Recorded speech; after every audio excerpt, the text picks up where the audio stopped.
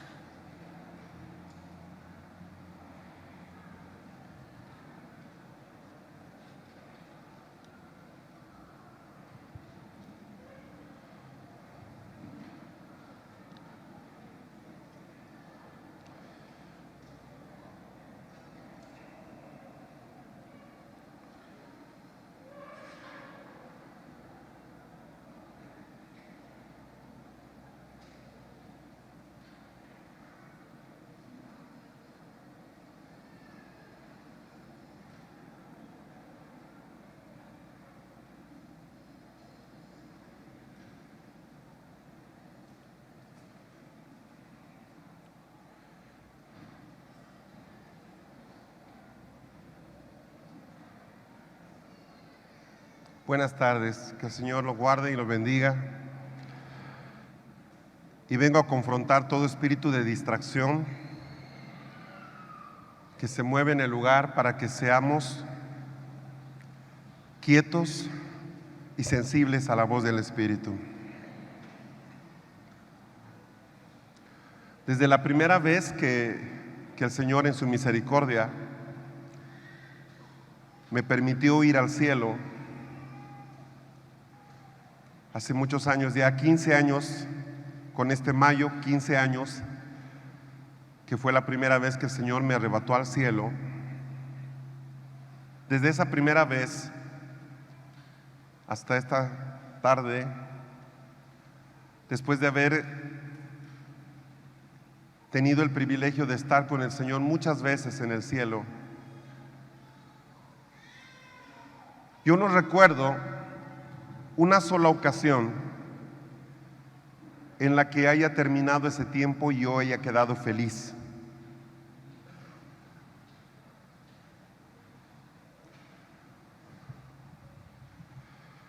Y no es solamente por saber de que estar ahí es estar en nuestro hogar y uno siente la tristeza de la separación. No es esa la tristeza más fuerte. La tristeza más fuerte con la que yo casi siempre termino después de los tiempos de intercesión es darme cuenta lo que me falta en mi vida. Darme cuenta de que Dios tiene que seguir levantándome en hombros para que yo pueda alcanzar la estatura mínima. Digo mínima. Y queda esa sensación de ¿qué más me tiene que pasar para que yo pueda en algún momento sentir que el trabajo está más o menos terminado? Entonces, cuando el Señor nos lleva hace algunos años acá, por ejemplo, a juzgar al espíritu de prostitución, y eso lo hicimos también aquí en Carlos Paz, la gente saltaba y se alegraba y aquí y allá, y yo les decía, ¿se estarán dando cuenta de lo que realmente está pasando? Uno no necesita ser prostituta para confesar un pecado de prostitución. La prostitución es mezcla. Cuando el Señor nos habla del espíritu de prostitución, yo me doy cuenta de la cantidad de cosas que en mi vida estaban mezcladas. Y cuando yo quiero juzgar a Argentina de la mezcla que hay, me doy cuenta que ese juicio debe empezar por mí mismo. Entonces yo no sentía ningún entusiasmo por saltar y bailar y alegrarme, porque en el fondo me daba cuenta lo miserable que era mi condición, porque todavía había muchas mezclas en mi vida. Y le estoy diciendo que yo llevo más de 25 años separándome de muchas cosas. Entonces, no sé si algún día llegará el momento en el que tengamos un tiempo en el cielo y bajemos completamente gozosos, o será que mi tendencia a analizarme hace que yo constantemente vea lo que me falta y no lo que me sobra. No lo sé. Soy de temperamento muy optimista. Siempre le veo el lado positivo a todo. Así que no soy una persona fatalista, siempre soy positivo. Pero a pesar de eso, siempre bajo del cielo triste. Entonces, yo he tratado de entender un poco por qué pasan estas cosas. Y básicamente es darse cuenta de lo mucho que hay por hacer. Y entendí por primera vez, estuvimos hace poco en Galápagos, les conté, y en uno de esos momentos hermosos de estar en el Espíritu, bajaron unos seres impresionantes y nos trajeron unos rollos y nos hablaban de la reforma. Y yo tenía en mí, debería estar feliz, ¿verdad? Me está dando el Señor un rollo, promocionándome algo mayor. Y me siento tan mal y me siento tan triste. Y por primera vez entendí por qué Jesús se puso a llorar cuando vio el campo de cosecha. Porque en realidad el texto ahí no da a entender todo lo que pasó realmente. Pero dice que él vio los campos dorados y se conmovió. Ese conmoverse no es, sino que literalmente él se quebró en su interior y decía, hay tanto, ¿verdad? La cosecha se está perdiendo. Si no van a ir, les dice a los discípulos, al menos oren al Padre de la mies para que envíe obreros a la mies. ¿Se acuerdan ustedes? ¿Se acuerdan ese pasaje?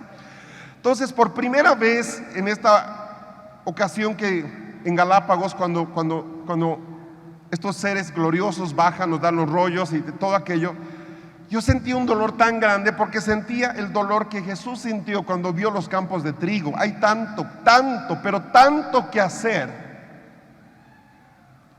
Y somos tan pocos. Siento a veces que cuando he llegado resfriado a Argentina y me da lata porque siento que así no funciono bien para Dios y me molesta estar resfriado. Porque no creo que tengo el derecho de resfriarme cuando hay tanto para hacer. Entonces, para mí un tiempo como este es algo que no tiene precio, no tiene valor. Solo sí y solo sí, yo logro procesar cómo Dios me ve, cómo Dios piensa todo este asunto. Porque en definitiva no se trata de lo que dice Fernando o Andrés o Eduardo, quien sea, que es Ana Méndez o quien sea. No se trata de eso. Se trata en definitiva de lo que Dios dice, de lo que el cielo dice. En eso consiste todo este cuento. Entonces, vez tras vez yo desciendo de esas experiencias donde el Señor nos da tanta cosa grande y siempre me quedo hueco, triste, mirando lo que me falta. Digo, ¿cuántas veces más debo examinar esto, revisar esto, revisar esto? Yo el día de ayer terminaba hablándoles un poco acerca de las tinieblas, de la luz. Les mostré en un gráfico casi infantil un esquema de cómo es el reino de las tinieblas, de la luz, en fin. Y les decía, les tengo que mostrar cómo podemos nosotros desarrollar más justicia. Porque partimos y quedamos en esto de que mientras más justicia hay en nuestra vida, hay más luz en nuestra vida. Quedamos en eso. Ahora, el concepto de justicia es bien ambiguo. Si tú le preguntas a un abogado lo que es justicia, o le preguntas a un ecologista lo que es justicia, vas a tener explicaciones distintas. Permíteme que te muestre un par de cosas para que entiendas cómo es que el cielo entiende la justicia. La palabra dice que justicia y juicio son el cimiento del trono de Dios.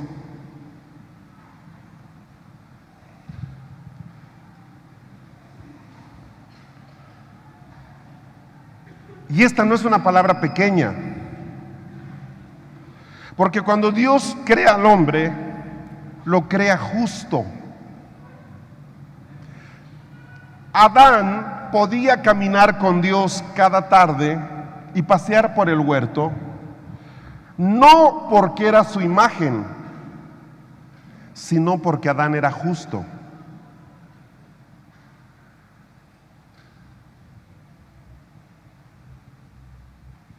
¿Entendió lo que acabo de decir?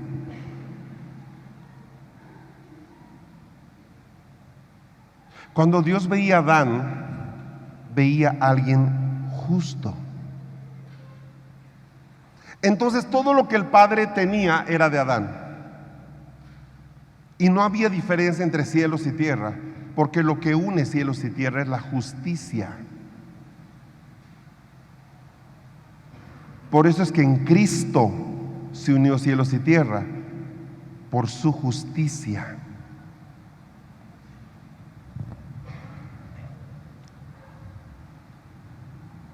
Donde Dios gobierna, ¿puede leerlo? Donde Dios gobierna, hay justicia.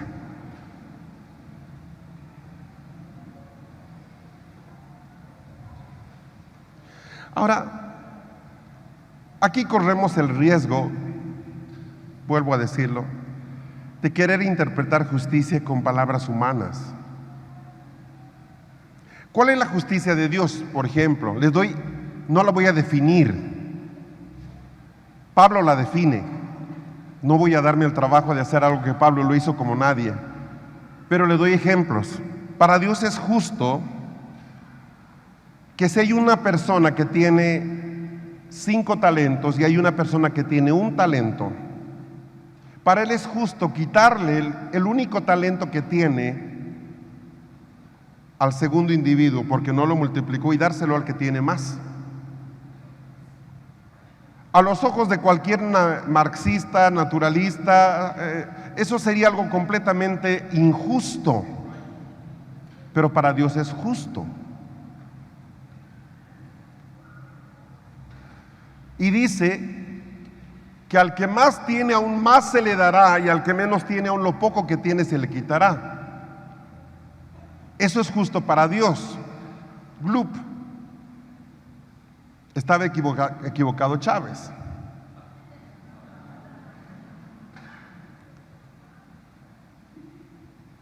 Entonces, ¿qué entiende el cielo por justicia? Ahora, yo voy a llegar en un momento a poder responder eso y creo que el Espíritu va a ir más rápido y lo va a poder explicar, pero yo necesito explicarle algo para que usted pueda entender de qué estamos hablando. Si pueden ayudarme un poquito con la luz para que se pueda ver el cuadro sin la interferencia de las luces, unos minutos me va a ayudar muchísimo. Era un cuadro demasiado grande para meter en una sola lámina, no la podía dividir, así que eso exige que las letras sean más pequeñas, lo lamento mucho. Entonces, mientras los hermanos me ayudan con la luz, empiezo a explicar este cuadro.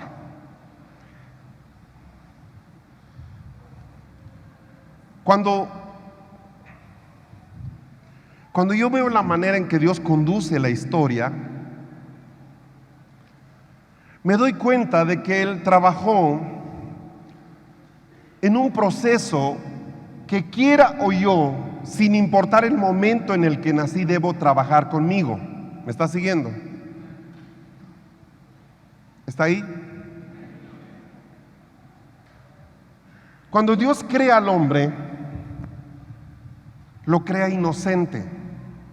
¿Qué significa inocente?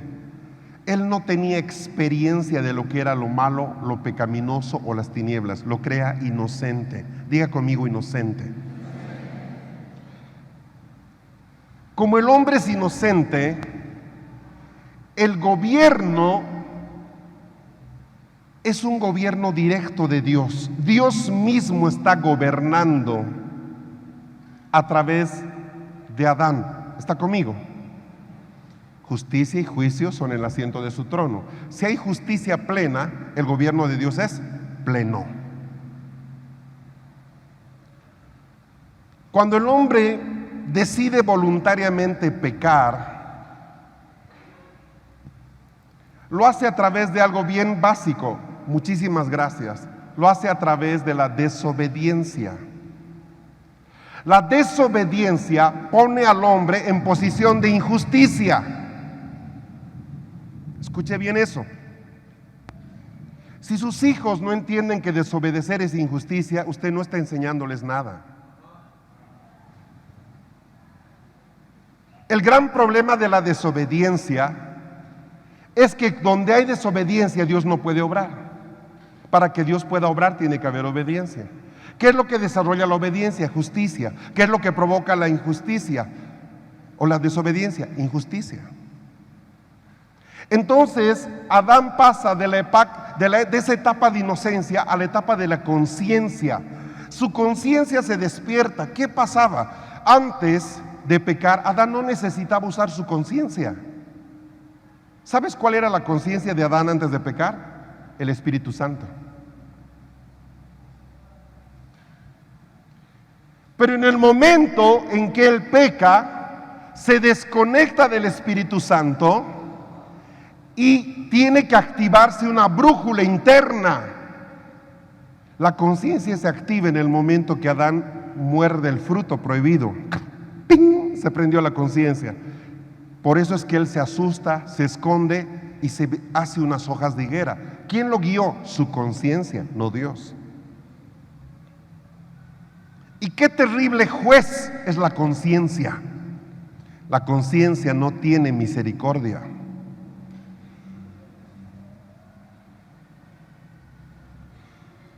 Entonces, ya no hay un gobierno directo de Dios. Hay un gobierno que llamaríamos propio o individual. Por eso es que Caín se siente con la libertad de matar a otro hombre y no le importa. ¿Por qué? Porque la justicia es hacer lo que a mí me parece. Ya no es lo que Dios quiere, es lo que a mí me parece. Yo gobierno según mis propios deseos. Ese es el gobierno de la conciencia.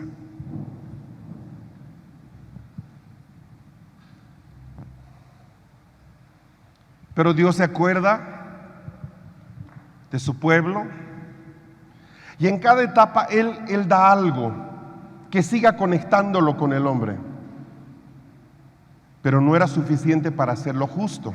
Por lo tanto, Dios no podía establecer su trono otra vez. ¿Vamos bien hasta ahí, iglesia? ¿Estamos ahí? Listo. Luego aparece Babel. Y lo que ustedes tienen en Babel es algo que se llama gobierno humano o colectivo. Ahí aparece la democracia. La democracia no la inventaron los griegos, la inventaron los babilonios. Los griegos le pusieron el nombre, pero la institución democrática fue creada por los babilonios. ¿Qué es Babel? Es básicamente el gobierno humano. Aparece un hombre llamado Nimrod. Nimrod es un guerrero temible que ejerce poder y gobierno a la fuerza.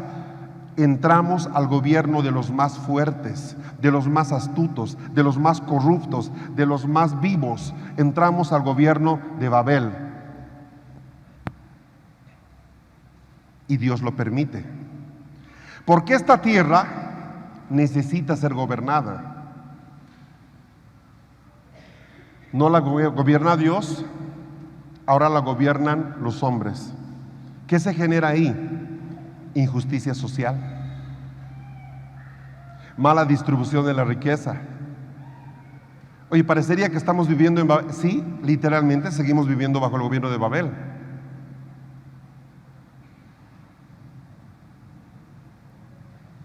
Luego Dios, en un momento con otro gráfico van a ver cómo hace un corte él, se separa de todas las naciones de la tierra y escoge a un hombre para levantarse un hombre entre ellos. Escoge a Abraham. Y aparece lo que se llama la promesa. Un día vendrá. Retomamos la promesa de Génesis 3. Un día vendrá, el deseado de las naciones. Y este hombre es tan impresionante, ¿verdad? Este hombre, Abraham, dice el texto, y salió y se fue. Esa es la mayor declaración del juicio de Dios contra esa generación. Abraham salió de Caldea, salió del sistema de Babel, salió. El gobierno de Dios pasa de ser el gobierno sobre toda la gente a ser el gobierno sobre una familia. Dios está sobre la casa de Abraham y su descendencia, ¿correcto? ¿Qué pasa con el mundo? El mundo se está cayendo a pedazos. Dios no puede actuar. ¿Por qué? Porque no hay justicia.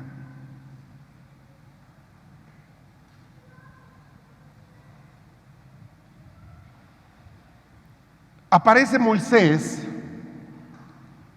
y con Moisés viene por primera vez lo que es el gobierno de Dios a través de una ley. Escrito está, no harás esto, no harás esto, no harás esto.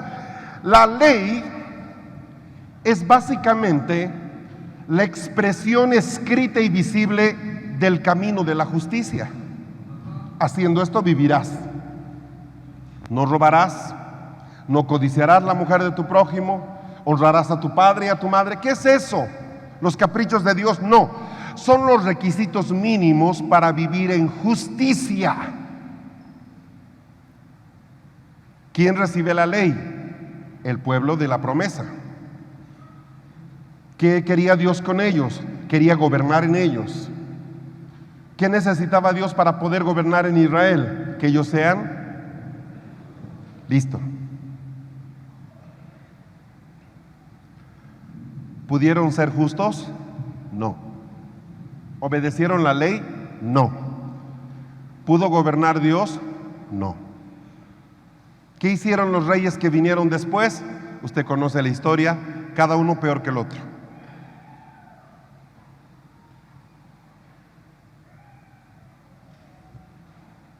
Uno piensa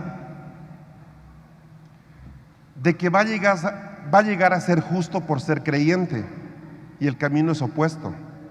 Uno llega a ser creyente por ser justo.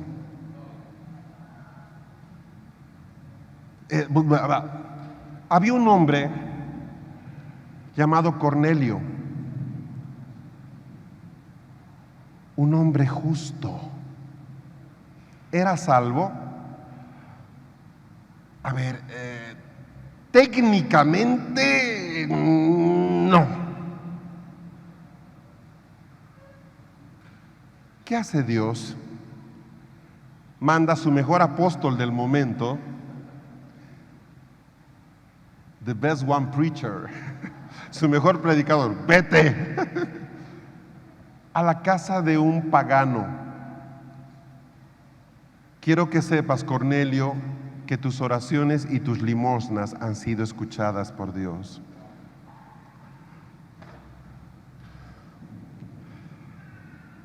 Dios establece su trono sobre la casa de Cornelio, toda su familia se convierte.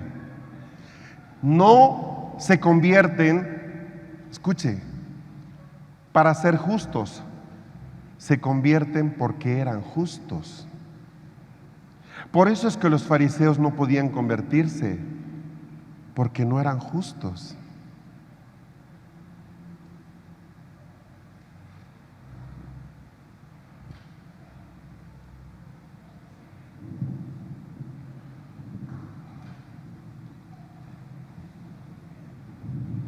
Viene Cristo y viene la iglesia. Y a través de la iglesia viene el gobierno de Dios por su Espíritu Santo. Eso se desata en el aposento alto. Es Dios gobernando a través de su Espíritu. Por eso tan elocuente y tan hermoso el libro de los Hechos, Hechos del Espíritu Santo. Ese debería ser el nombre correcto, ¿no? No Hechos de los Apóstoles. Ahí alguno le erró. Hechos del Espíritu Santo. Y el Espíritu Santo escogió a Pablo, y el Espíritu Santo nos dijo, y le pareció bien al Espíritu Santo, y el Espíritu Santo. ¿Por qué? Es Dios gobernando. ¿Y qué hace la gente cuando el Espíritu Santo gobierna? Y todos los que tenían propiedades las vendían y traían todo el dinero a los pies de los apóstoles, y todos aquellos tenían todas las cosas en común, y no había gente sin alimento o pobre en la iglesia, porque todos eran Cuando la justicia de Dios se establece, todo el pueblo se beneficia.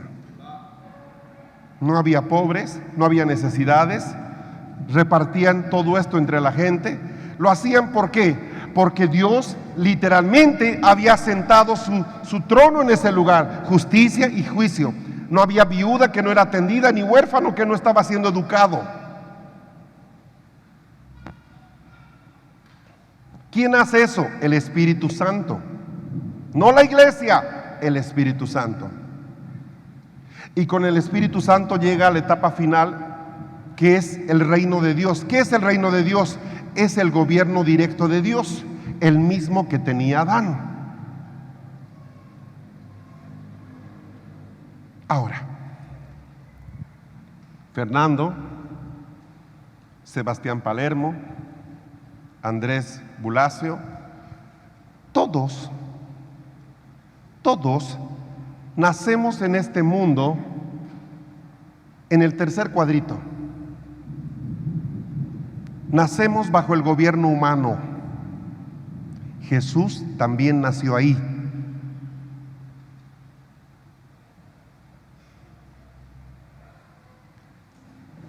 Nací y mis papás tuvieron que ir a inscribirme a un registro civil, ¿correcto? Mi esposa y yo ya éramos creyentes cuando nacieron nuestros hijos. Y aunque éramos creyentes, teníamos que llevarlos al registro civil para que les den su libreta de nacimiento. Tuvimos que inscribirlos acá o en el colegio o allá. ¿Por qué debería obedecer eso? Porque nacieron bajo el gobierno humano de los hombres. Ah, no, pero es que ellos están bajo la iglesia. Entonces la iglesia gobierna. ¿Tú crees que la iglesia gobierna ahora?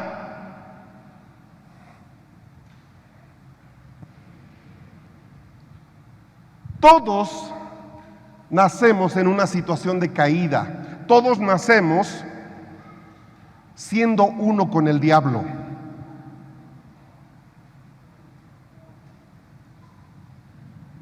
Diga yo no y está mintiendo. Todos nacimos con el pecado original en nuestra cara. David mismo lo dijo en el Salmo 51.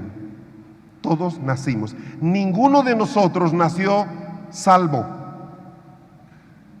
¿Me está siguiendo? ¿Entiende lo que estoy diciendo?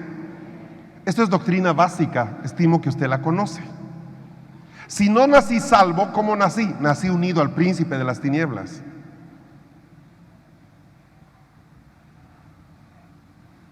Este gobierno que ustedes ven en las naciones de la tierra es un gobierno injusto. ¿Por qué? Porque el que está gobernando es el diablo y él no tiene nada de justicia.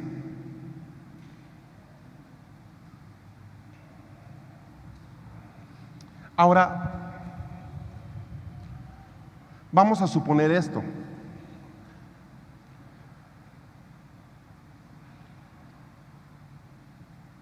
Tú conociste al Señor hace 5 años. Yo hace 1 año. El que está allá hace 30 años. Aún conociendo al Señor, yo todavía estoy bajo el gobierno humano. Jesús nació ahí. Él tiene, sus padres, que moverse a Belén para ser censados. Tiene que circuncidarse al 8º día. Debe ser formado y educado. La palabra dice que él crecía en sabiduría y en conocimiento. Y no sabemos qué hizo desde los 12 a los 30. Se educó, se formó, trabajó, ayudó, fue carpintero. O sea, él tuvo que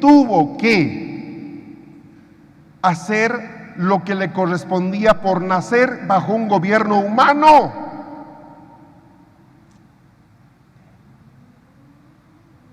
Tan tremendo es esto que cuando a Pablo lo abofetea el sumo sacerdote y él reacciona mal, a ti te abofeteará Dios.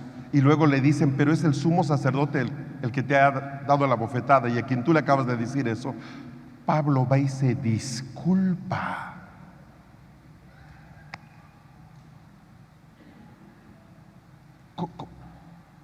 ¿Cómo te puedes disculpar de él? Porque él es parte del gobierno humano. Entonces,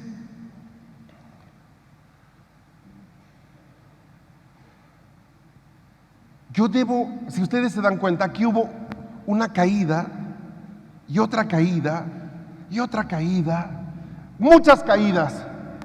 Yo, para poder llegar a expresar el gobierno de Dios hacia afuera, debo hacer el camino de regreso. Yo necesito aprender a obedecer las leyes de los hombres primero para luego obedecer las leyes de Dios.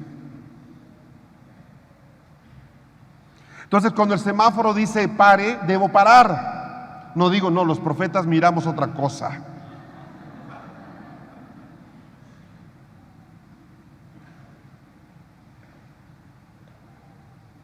¿Me está siguiendo? Entonces, aquí se genera todo un proceso muy impresionante que yo lo explico, todo esto lo explico en un libro que se llama Hijos del Trueno, que publiqué hace mucho tiempo. Pero la gente no entiende que esto tiene que ver con la vida misma y no con dar escuelita dominical. La persona como nace aquí, lo primero que me corresponde a mí como papá es enseñar a los niños a obedecer al gobierno humano, respetar a los mayores, a los maestros y a las normas externas. Hijo, dice no correr, te me quedas acá, pero te me quedas acá, ¿por qué? Te me quedas acá. Las leyes no se explican.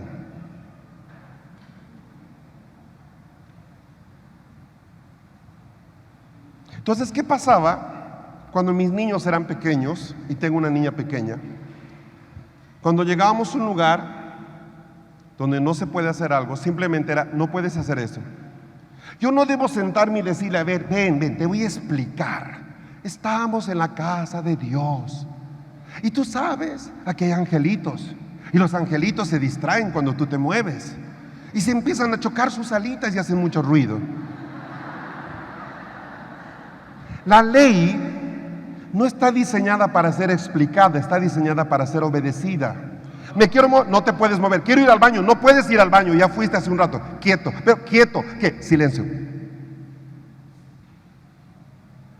Silencio, la próxima te llevo al baño.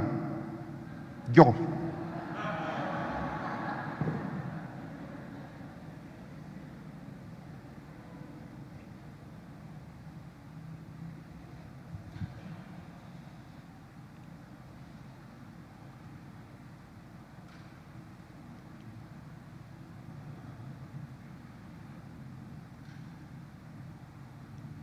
No fume. Está prohibido fumar acá porque es malo para la salud, porque están los fumadores pasivos que van a sentir. No, es no fume, punto.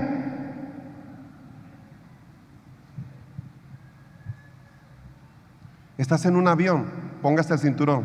Mira, a mí póngase el cinturón. Es que yo no quiero, póngase el cinturón. Es que no se va a caer el avión. Póngase el cinturón. Y si no te lo pones, puede parar el avión y sacarte.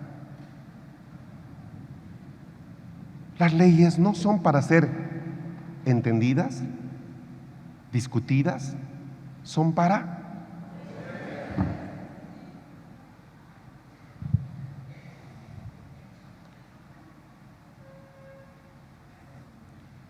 Llega el momento, yo me ubico con mis hijos con los ojos. ¿Y sabe qué? Era así desde que eran niños.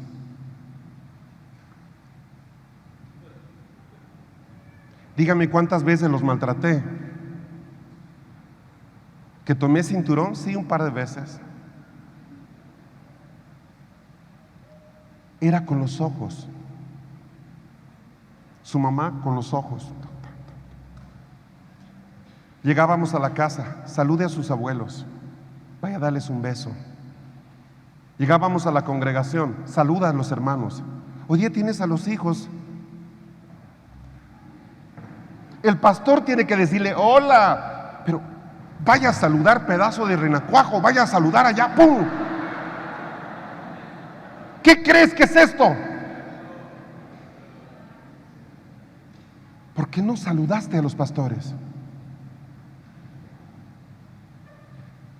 Mis hijos, y algunos tienen más de 20, cada que estamos juntos llega gente, viene gente, mi esposa estaba, ¿saludaste al hermano fulano?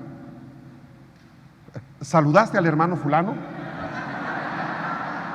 Sí, mamita, sí le saludé. Ah, ¿cómo puedes estar verificando eso en un hijo de ese tamaño? ¿Qué tiene que ver con el saludar a alguien? No puedes honrar a Dios si tú no honras a los ancianos. No puedes honrar a Dios si no honras a los abuelos. No puedes honrar a Dios si no honras a la señora embarazada. No puedes honrar a Dios si no honras a las personas que están. No puedes honrar a Dios.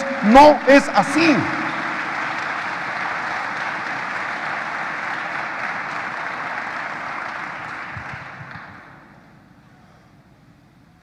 Entonces, mira, cuando ya aprendemos lo que es estar bajo gobierno humano, recién paso a entrenar la conciencia. ¿Qué es esto? Entrenar la conciencia de los niños para que puedan percibir cuando hacen las actitudes malas, aún estando ellos solos, ser sensibles a la voz del Espíritu.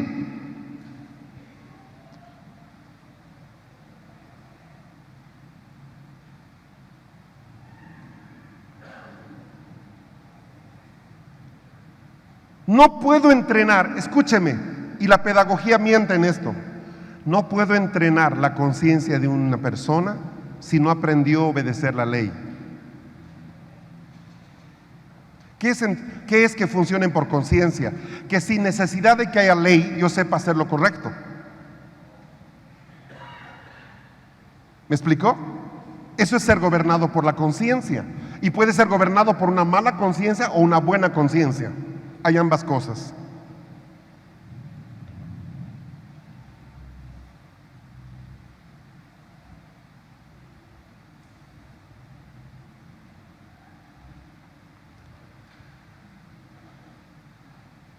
¿Qué está pasando hoy día?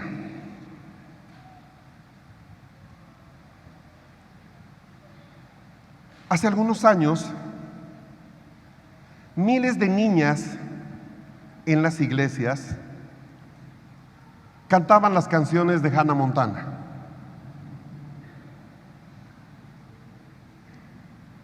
Hasta que Disney soltó a Hannah Montana. Y ahí se manifestó todo el espíritu que había dentro de esta muchacha. Horrible persona.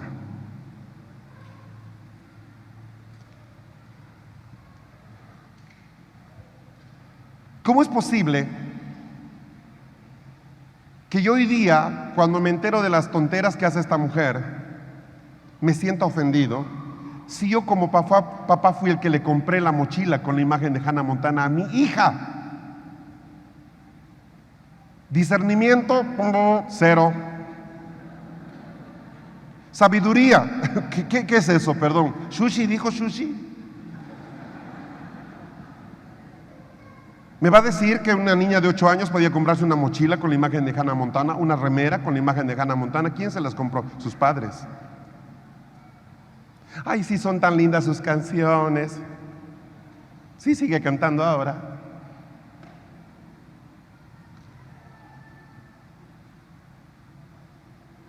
La capacidad de entrenar la conciencia de los niños está en relación directa con su capacidad de obedecer las leyes.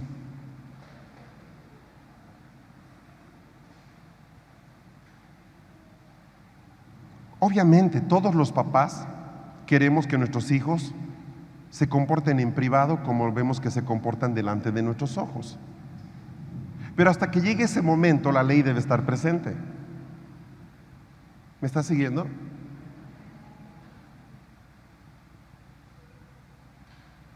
Nuestra conciencia, cuando ha sido purificada por Dios, ¿sabe qué es lo que hace? Se convierte en una repetidora del Espíritu Santo. Nos dice, no, por ahí no es, por ahí sí, por allá no, por aquí sí, habla con esa persona, no hables con esa persona. Y si no puedo escuchar al Espíritu Santo porque todavía no entiendo su idioma, sí puedo entender mi conciencia. Pero si mi conciencia no fue entrenada por la ley, mi conciencia me va a decir cualquier disparate. ¿Me está siguiendo? Ahorita estoy con los niños, pero ahorita llegamos a los adultos. Cuando la gente ha sido entrenada en su conciencia, recién ahí puedo enseñar que hay siempre una línea límite hasta donde ellos pueden ir y debe haber siempre restricciones que limitan el comportamiento. ¿Qué quiero decir esto? Seré apóstol, seré profeta, seré lo que sea, pero tengo mi límite. Solo Dios no tiene límites.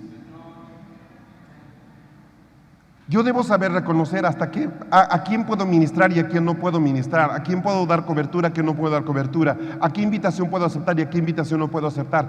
Ahora, si yo no he tenido las dos etapas anteriores, obedecer la ley y entrenar mi conciencia, tengo un pequeño problema si quiero vivir en esa etapa. Porque la ley me pone límites visuales, mi conciencia me pone límites que yo entiendo. De tal manera que aun cuando mi conciencia se calla, yo ya sé reconocer límites. Ejemplo, los que manejan mucho tiempo carro, no necesitan ver la velocidad, ¿sí? En el velocímetro del carro, le pueden decir, me parece que estás yendo muy rápido. ¿Por qué? Porque al manejar yo tantos años ya tengo una percepción de lo que es la velocidad. Y aunque no dice 100, 120, 130 kilómetros, yo me doy cuenta que estamos yendo muy rápido, bájala. Mi experiencia me hace determinar que estamos yendo muy rápido.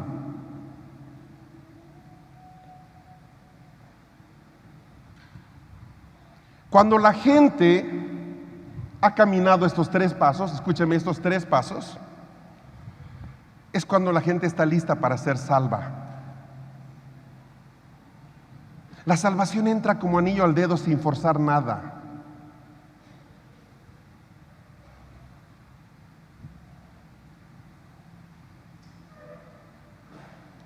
La gente que ha tenido hogares disciplinados es la gente que más fácil se convierte.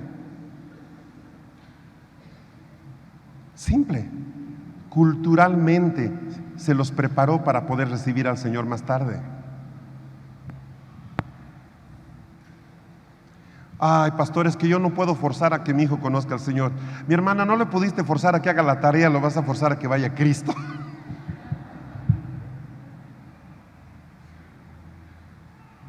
Pero si tú hubieras hecho la tarea correctamente, la conversión de tu hijo en 99% dependía de ti, en él solo el 1%. Porque todo su proceso lo hubiera preparado para ese momento.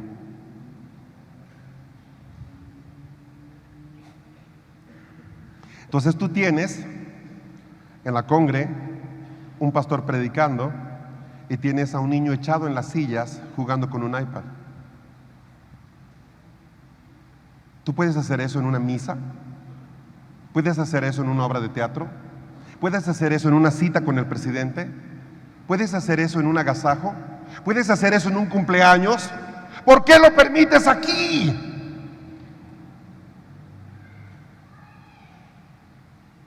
Y luego queremos que cuando el Espíritu de Dios descienda, ellos empiecen a profetizar en lenguas.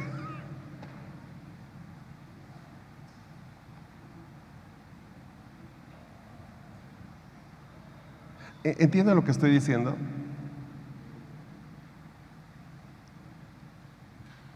¿Qué pasa hoy día?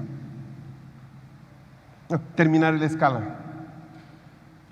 La promesa viene, ¿qué es la promesa? Infundir a los niños la verdad de que ellos han sido llamados para pertenecer a Dios. Ellos son diferentes, son su pueblo. Tú has nacido en un hogar cristiano. Tú has nacido de padres que temen al Señor. ¿Sabes qué? Yo quiero ir a celebrar Halloween. No vas a celebrar Halloween porque tú eres distinto. Y como ya aprendió a obedecerme, mi no es no, mi sí es sí. Ahora, en esta etapa, yo puedo ya sentarme con él y decirle, te voy a explicar por qué no vamos a celebrar Halloween. ¿Por qué? Porque ha aprendido a obedecer la ley, porque sabe moverse en su conciencia y sabe reconocer que hay límites. Entonces yo le digo, te voy a contar cómo nace el Halloween para que tú me entiendas. ¿Y sabes qué? Me entiende. Porque cuando hablamos de promesa, el mérito de la promesa es que pueda ser creído. ¿Cómo puedo creer algo si no lo entiendo? Y ahí es cuando yo puedo hablar de la promesa. Tú eres diferente.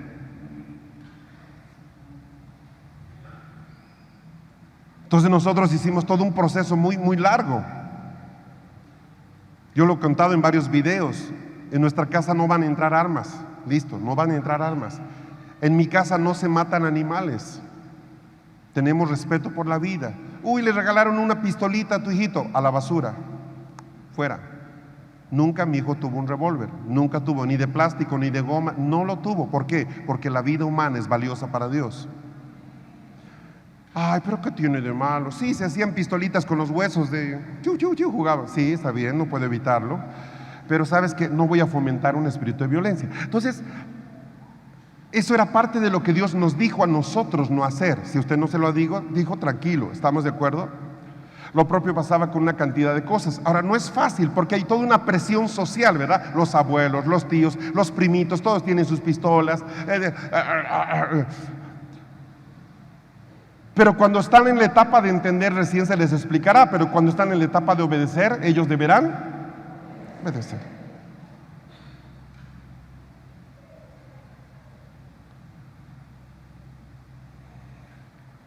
¿Tú le quieres convencer a un niño que es profeta de Dios cuando no sabe ni siquiera hacer su habitación? ¿Te quieres decir que es un profeta de Dios, que Dios lo va a llevar a las naciones cuando ni siquiera hace las tareas que debe hacer correctamente en el colegio? Estás quemando etapas. ¿No respeta a sus abuelos y tú le estás diciendo que él es Josías? ¿Que a los 8 años fue rey? ¿Rey de qué? ¿De San Desorden? ¿De qué me estás hablando?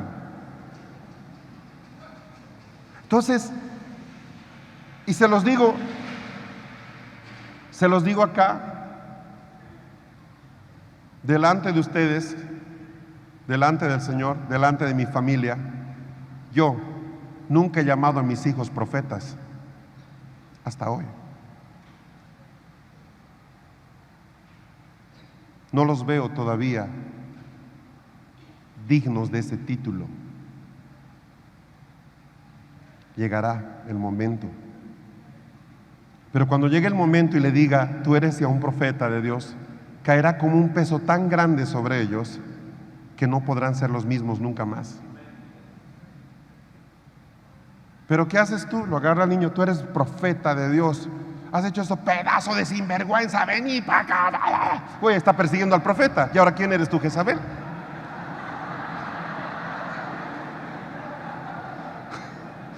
Ahí está Jezabel correteando al profeta. Pero es que es un profeta. No, no es un profeta, es un niño. Es un niño. No le hagas quemar etapas, enséñale a obedecer, enséñale a ser respetuoso. Cuando tira su envoltorio de chicles, dile, álzalo, pero álzalo. Nadie me vio, tú lo viste, y si tú lo viste, tú lo vio Dios, álzalo. ¿Dónde lo pongo? En tu bolsillo. No. Gobierno interno.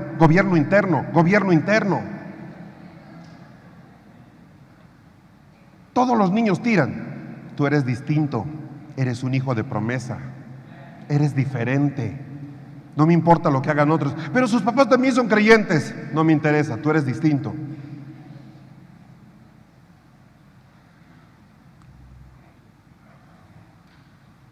Estoy preparando el camino de justicia en sus vidas.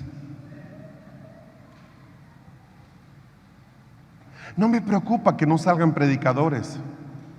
No me preocupa que mañana no salgan grandes maestros.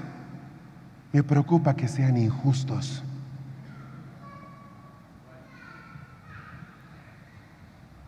¿Qué hace mi esposa cada poco tiempo? Inspección de roperos. ¡Ah! Las 23 plagas del Apocalipsis. Belén, ¿por qué no te pones esto que me has comprado?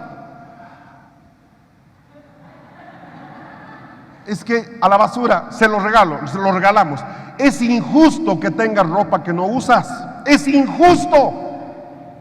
Hay gente que lo apreciaría. Es injusto. O te pones o lo regalo. Dime la verdad, ¿te vas a poner o no? No, listo, se va afuera. Parece una tontería y media, pero le puedo asegurar que ese siervo que guardaba el talento debajo del colchón no tuvo una mamá que le revisó el ropero.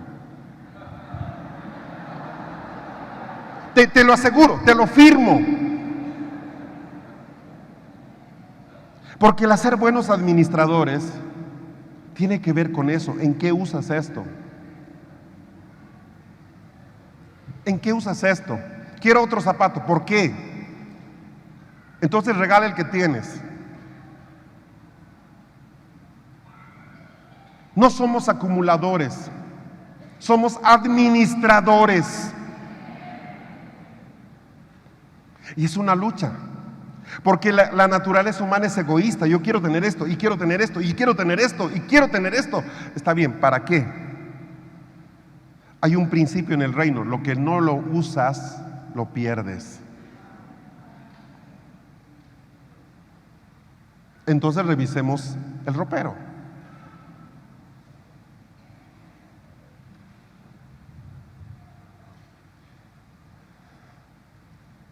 Revisemos el depósito, sea la luz,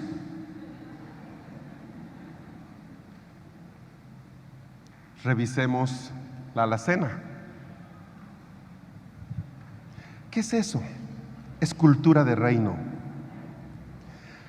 Es fácil hablar de los misterios del tercer cielo, es difícil ayudar a tus hijos a ver qué zapatos pueden usar y qué zapatos deben regalar. Porque no pueden sostener y mantener todo, deben soltar.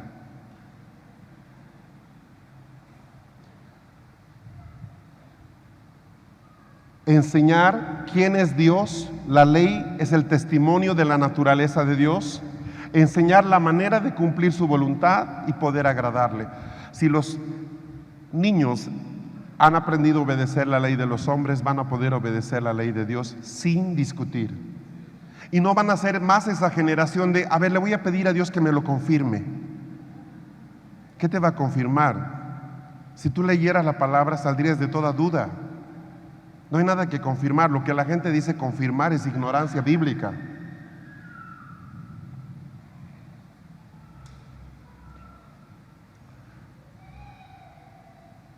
Conducirlos hacia un conocimiento genuino de Cristo y aceptarlo como su Señor y Salvador, transmitir una vivencia profunda en Él. Creo que la conversión es tanto un acto, un momento, como un proceso.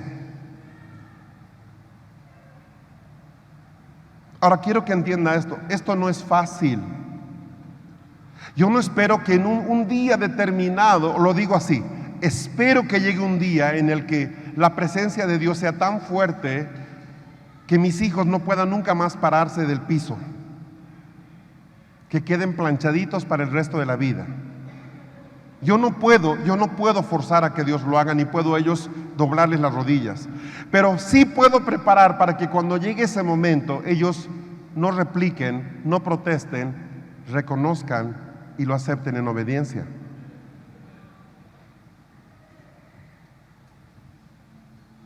¿Se entiende lo que estoy diciendo?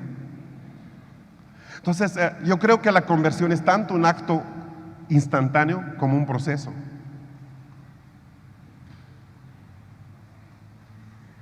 Yo podría decirle en este momento, ¿quién de ellos tiene más de esto? ¿Quién tiene más vida de Dios? ¿Quién todavía está en proceso? Porque los conocemos, lo hablamos con mi esposa, estamos detrás de eso.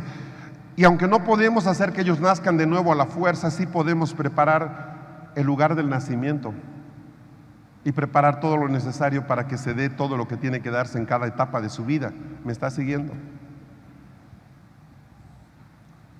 Por último, enseñarles que ellos han sido escogidos para Dios para cumplir un plan especial, que deben rendir sus vidas para el servicio a la iglesia. Ese es el reino. Ahora, ¿cuál es el problema que ahorita tenemos en personas como nosotros los que estamos acá? Gente que ha escuchado mucho de reforma, gente que ha estado ya caminando en muchas cosas tremendas, pero por ejemplo gente que todavía no sabe decir la verdad, gente que es capaz de ofenderse cuando se le pide que corra el asiento, gente que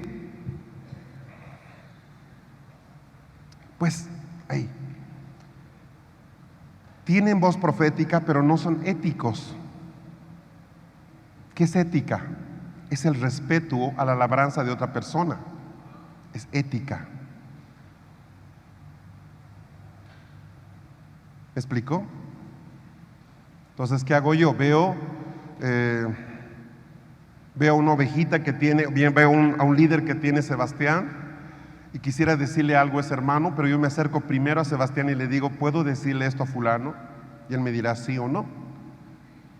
¿Por qué? Porque por el respeto y por la ética que yo tengo con Sebastián, no voy a lanzarme a decirle algo al hermano sin que él no me dé el permiso del caso, porque quien lo pastorea es él, no yo. Eso se llama ética. La ética es esencial en nuestras relaciones.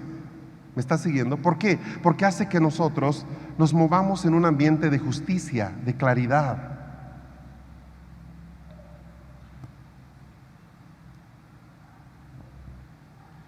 ¿Se comprende lo que estoy diciendo? ¿Se entiende? Pero ¿qué pasa? Algunas personas creen que han llegado acá, al reino, pero ni siquiera han salido del gobierno de los hombres.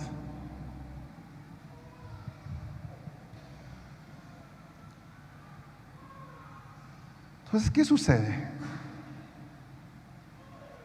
La ignorancia te hace audaz, ¿no? Uno se anima a dar pasos que por un puro sentido común no los darías si entendieras cómo Dios se mueve. Es el típico hermano que viene a pedirme una foto.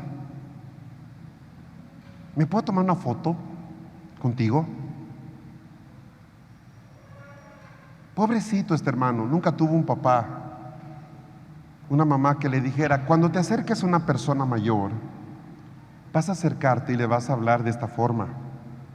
Le vas a decir, buenas tardes o buenos días, ¿le puedo comentar algo? ¿Me da un minuto, por favor?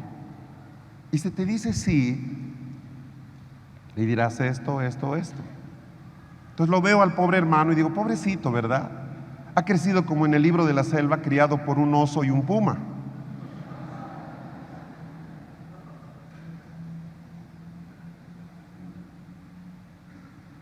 Entonces, ¿qué pasaba nosotros? Vamos a comer con Ana y con Emerson. Y Anita los quiere muchísimo a mis hijos. Ay, Samuelito, venga para acá. Venga, Sarita, venga para acá. Sí, profeta Anita. No me digas profeta Anita, dime Anita. Y ahí la mirada de su mamá y de mí.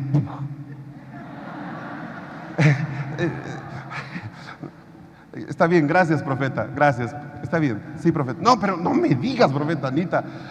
Soy Anita para ti. Sí, hermana, gracias. Y lo veo de todos los colores a mis hijos. Ellos le dicen Anita, yo les mando la Biblia Thompson tapa dura con deuterocanónigos y concordancia Strong.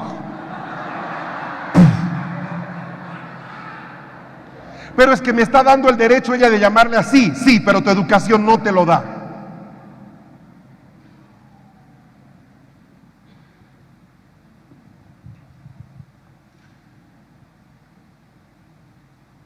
¿Cómo está, profeta Anita?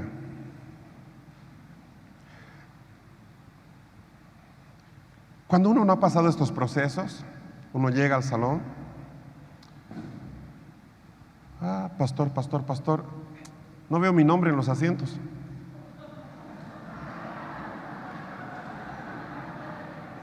¿Quién está a cargo? Who's the guy? ¿Usted está a cargo de los asientos? Sí. Soy el apóstol supremo y no veo mi nombre en estas sillas. Gente desubicada, gente que no entiende cómo se desarrolla la cultura, gente que busca un nombre.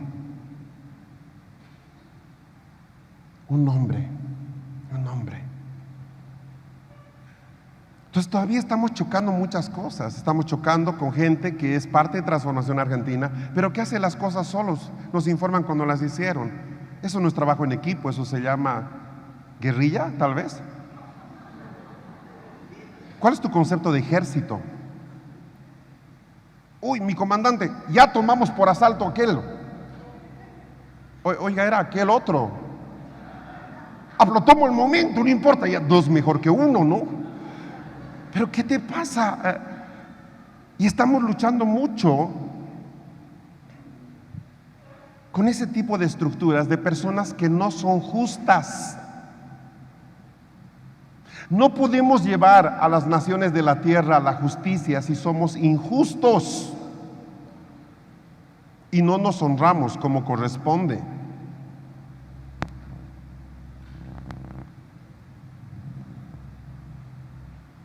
Es triste. ¿Entienden lo que estoy diciendo?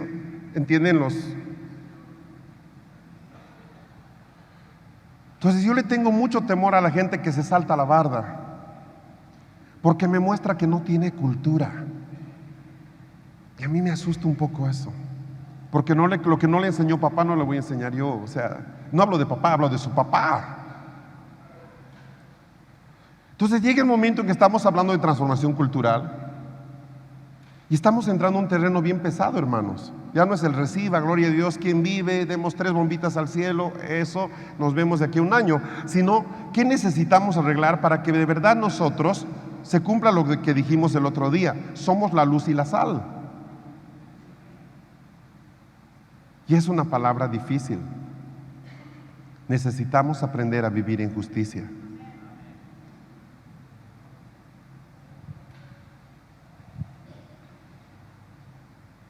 Ahora, esto no es para nada fácil. Yo mismo estoy muy decepcionado en muchas cosas. Nosotros tenemos un corazón, y lo digo con cuidado, pero también sé que me equivoco en muchas de estas cosas. Tratamos de tener un corazón de reino. Yo trabajo con un grupo como de 60 pastores y tratamos de avanzar juntos. No es fácil. Pero tiene usted a la red del apóstol fulano, la red del mengano, está bien, y estamos siguiendo con lo mismo y tratamos de apoyar y tratamos de seguir. Pero para mí es tan triste ver que aún gente de Reforma no es capaz de trabajar con otra gente de Reforma juntos. O sea, es terrible. O sea, ¿me explico? ¿Entienden lo que estoy diciendo? Para mí es decepcionante y lo he visto.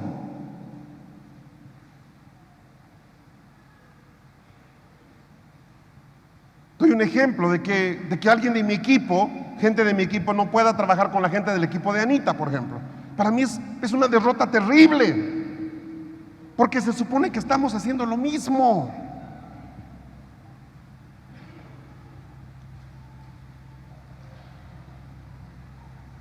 Entonces yo digo, si yo puedo trabajar con ella y ella conmigo, ¿por qué no pueden trabajar ellos con ellos? ¿Dónde se generan los problemas? Es que a mí no me invitaron y nosotros somos profetas que estamos peleando 5 años, ellos apenas 4 años y medio, así que nosotros somos mayores. Es que ¿sabe por qué yo no fui a la reunión? Porque la carta dice hermanos, no dice profetas.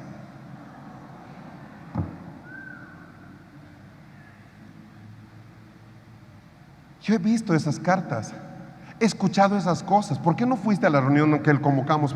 Es que no, a mí no me debería decir hermanos que quieren hacer algo por la ciudad. Nosotros somos los porteros de la ciudad. Se nota.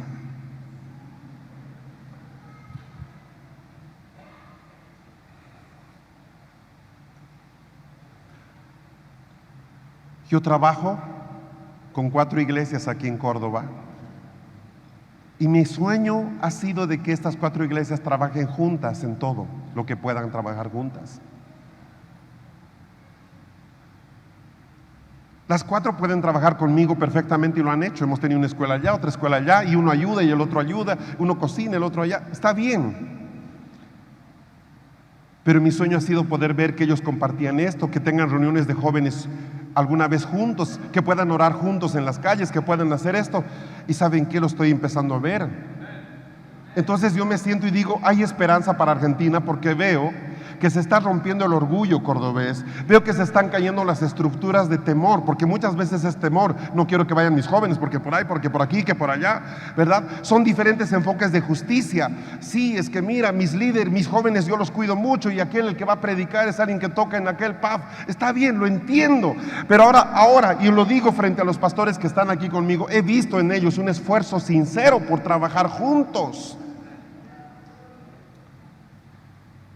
Y por favor, aunque los 4 son de Córdoba o trabajan en Córdoba, aunque no han nacido probablemente en Córdoba capital, todos ellos están peleando por el mismo botín, esta nación y las generaciones. Y ha sido difícil hacerlo, pero lo están logrando.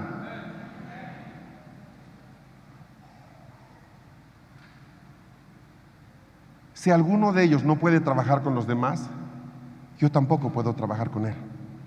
Y me va a tocar pedirle que se vaya, porque yo no quiero trabajar con alguien que no puede trabajar con los demás. Yo no quiero eso. No voy a hacer mi reino, no voy a edificar otra Babilonia. Dios aborrece eso. Estamos saliéndose de esa estructura de nombres, de títulos, de posiciones, de reverendo aquí, reverendo allá. Estamos hartos de esa hipocresía. Dios aborrece toda esa mentira. Si no vamos a hacer algo genuino, hermanos míos, es mejor que en Semana Santa descansemos, pasen con su familia, se vayan a ver un partido de fútbol y no gastar su plata acá. Ellos deben ser los primeros en cambiar para que pueda cambiar este país. ¿Y saben qué? Estamos metidos en eso. Estamos hablando de lo que nos pasa a nuestros hijos, estamos hablando de la economía, estamos hablando, ¿por qué no has ido a tal lugar? Estamos hablando de esto, y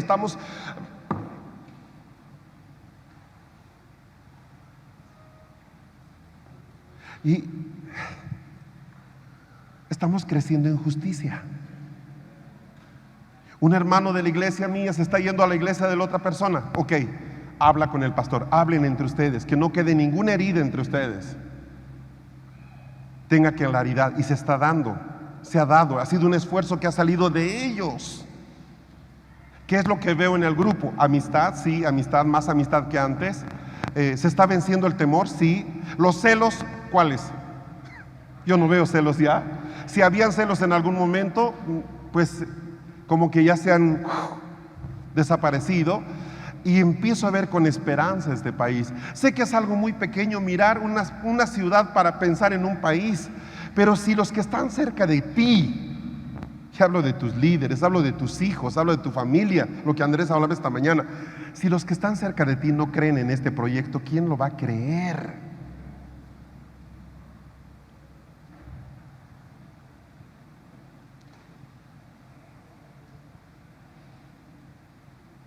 Entonces, hoy día, yo puedo decir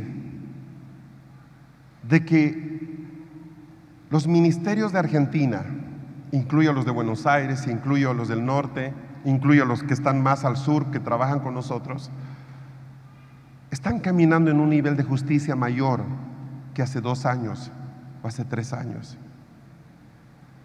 Y no es nada fácil decir esto porque he visto el proceso de parto que ha habido para lograr eso.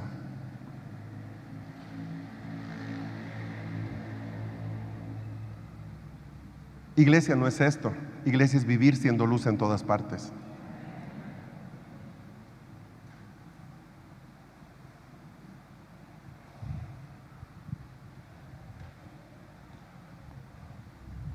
La creación de Dios tenía un modelo de justicia.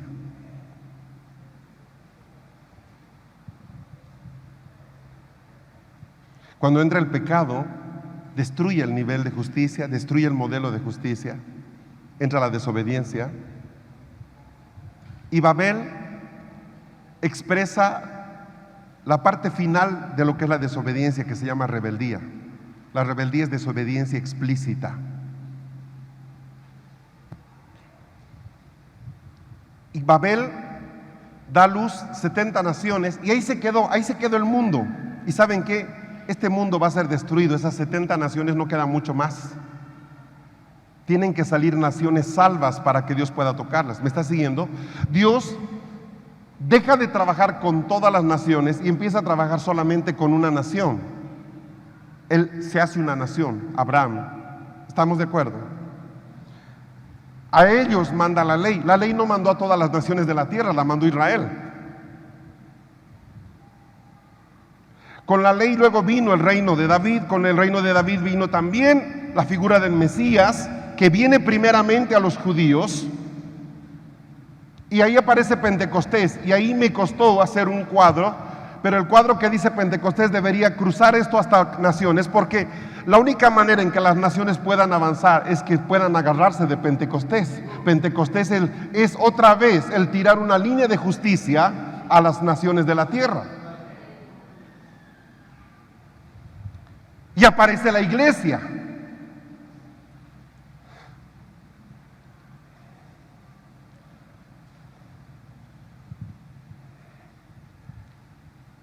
Punto aparte de todo esto. ¿Cuál es entonces el concepto de salvo para Dios? El que es justo. Pero Dios, ¿quién es justo para ti? El que me obedece.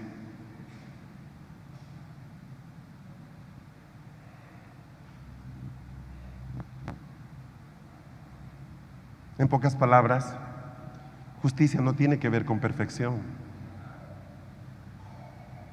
Tiene que ver con obediencia. Entonces ahí le hago la pregunta inicial. ¿Cómo se desarrolla la obediencia? Con educación desde que somos niños.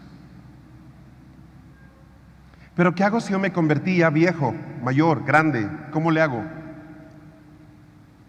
Empieza el proceso. Respeta las autoridades. Obedece a tu conciencia. Ponte límites. Conoce las promesas y la ley de Dios. Reconoce la justicia que viene del cielo. Gobernarás.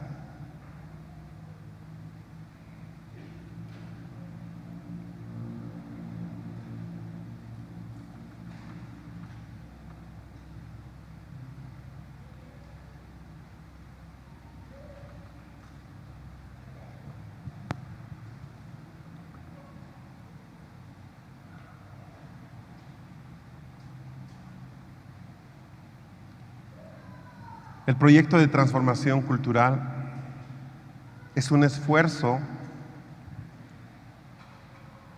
por recorrer este camino juntos.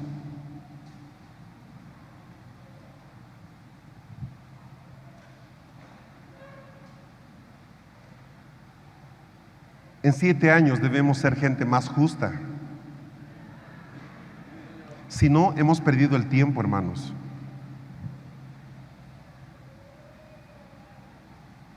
Debemos ser gente más ubicada, más responsable,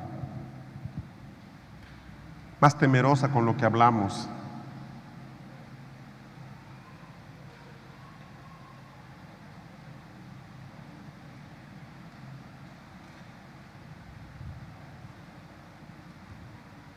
El PTC tiene módulos, 4 módulos cada año.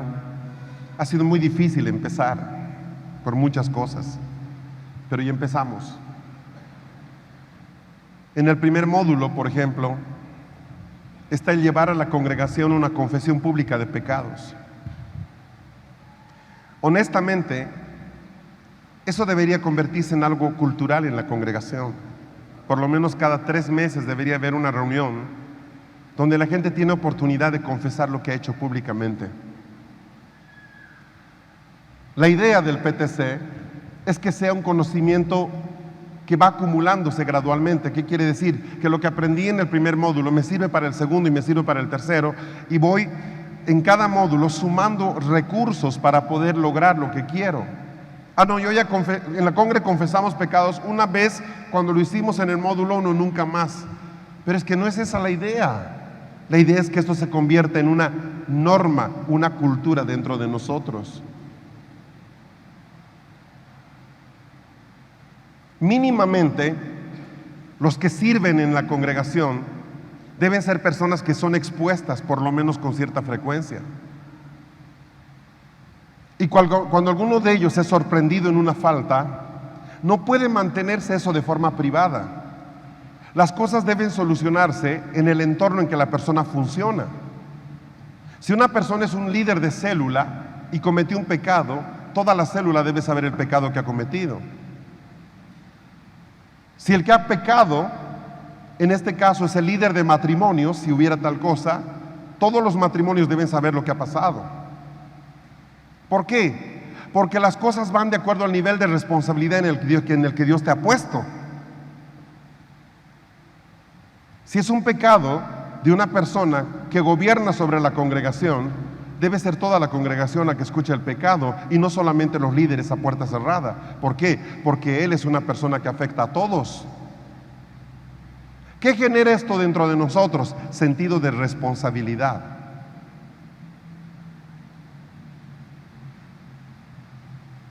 Y eso debería quedarse como una norma interna dentro de nosotros. Entonces la persona que va ocupando posiciones de servicio en la congregación debe entender también de que su nivel de responsabilidad está creciendo, ¿me sigue? Y de que debe tener mucho cuidado con lo que está haciendo. ¿Por qué? Porque lamentablemente al caminar en luz, o si usted quiere, benditamente, vamos a tener que sacar a luz esto, sencillamente porque no se puede guardar en secreto algo que está afectando a toda la iglesia.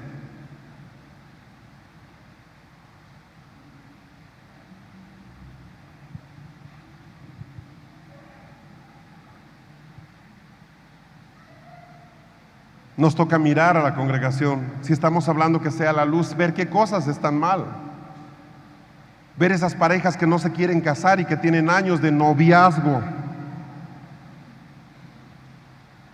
que básicamente son relaciones formales, pero sin sentido de responsabilidad. Y nos toca ver, bueno, siéntense acá, vamos a ver qué pasa con ustedes. ¿Cuándo se casan? No nos vamos a casar todavía, entonces queda prohibida toda relación de ustedes. ¿Qué? ¿Por qué? ¿O se casan o no se casan? Es que no nos ha hablado, estamos orando todavía. Bueno, en tanto que oran, está prohibido toda relación. ¿Entiende lo que estoy diciendo? Porque la gente, y ahí volvemos al cuadro justamente, la gente va a buscar dónde apoyar su injusticia.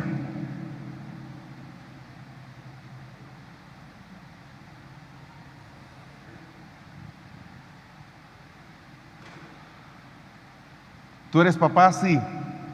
¿Te has casado 2 veces? Sí. ¿Has tenido hijos con tu primera esposa? Sí. ¿Los atiendes?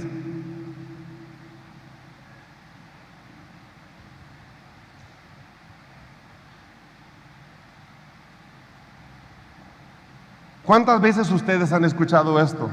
Te encuentras un amigo que quieres llevar a Cristo y él te dice, mira, yo no quiero saber nada de los cristianos. Porque en tu congregación el fulanito que es líder de no sé qué, ¿sabes qué? Embarazó a la hermana de no sé quién, de mi amigo y no sé qué, y se ha mandado a cambiar y sabes que le dejó con un niño. Lo que hace que para la gente sea un problema para ver a Dios es nuestra injusticia.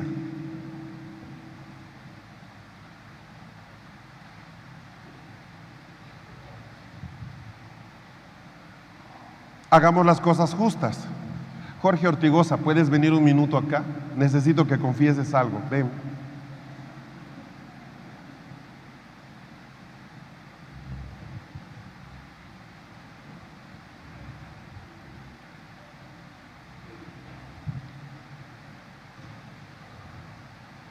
Ustedes estuvieron presentes, algunos de ustedes, en la escuela de profetas que tuvimos la última vez en Córdoba, el año pasado. Se llamaba Equipos Apostólicos. ¿Pueden levantar su mano? Gracias. ¿Se acuerdan ustedes de que hablamos mucho con el hermano Jorge Peralta respecto al proyecto China y los Moshi? ¿Recuerdan ustedes que se levantó una ofrenda para eso? Él está en la obligación de decir qué pasó con esa ofrenda, cuánto fue y en qué se usó. Por favor. La ofrenda que se levantó en esa escuela fue de $2,500. Fue utilizado para el proyecto Sea la Luz, que era un proyecto de 14 días en tierra de China, un proyecto misionero. El costo total del proyecto fue de $11,500. y se usaron los $2.500 de esta ofrenda en un porcentaje de 30% del costo total, que fue una tremenda bendición realmente lo que se levantó, ¿verdad? Gracias, pastor.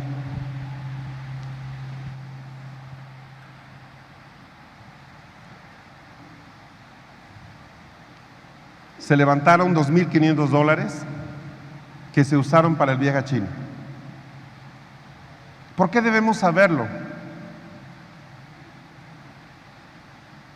Por un tema de ética. Pastor Eduardo no se quedó con el dinero, lo entregó al destinatario.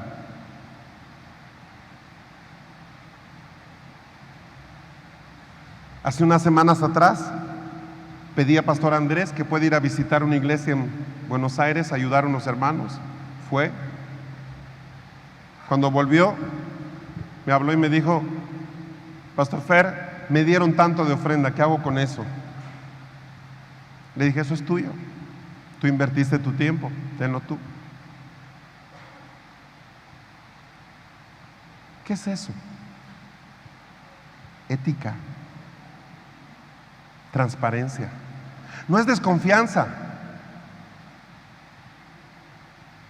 Eso hace que nuestro sentido de justicia se desarrolle más.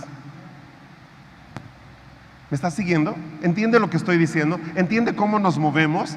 ¿Entiende cómo debemos movernos?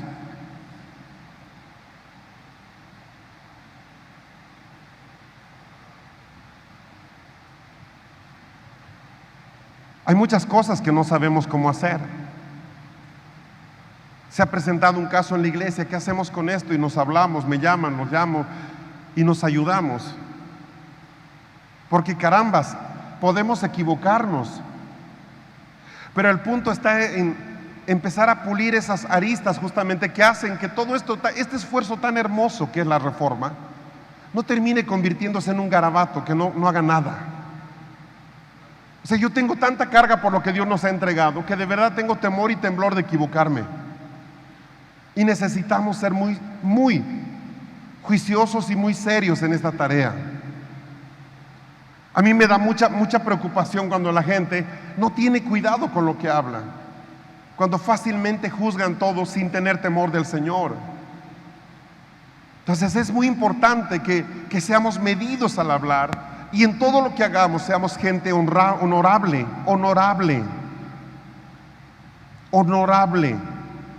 ¿Qué quiere decir honorable? Digna de honor. Pero no solo por tener un título, pastor, profeta, eso es lo de menos. Me asusta la manipulación, me asusta mucho, porque antes hablábamos de la manipulación pastoral, pero ahora hay manipulación profética. He recibido una palabra de Dios para ti. Dios me ha dicho que tu tiempo de salir de ese lugar es pronto. O sea, esa es manipulación profética. ¿Por qué tienes que decir algo sin pedir permiso a sus autoridades? Estamos cansados de ese manoseo de la palabra profética, porque no es la manera en que trabaja el Espíritu Santo. Yo no defiendo a los pastores, creo que es el más bajo de todos los ministerios, pero defiendo el llamado de Dios sobre los hombres. Y sea este pastoral o cualquiera sea, fue Dios quien llamó ese ministerio. Y ciertamente va a llegar el momento de decirle a alguien: sal. Pero ¿no te parece interesante que sería bueno que se lo digas delante de sus autoridades?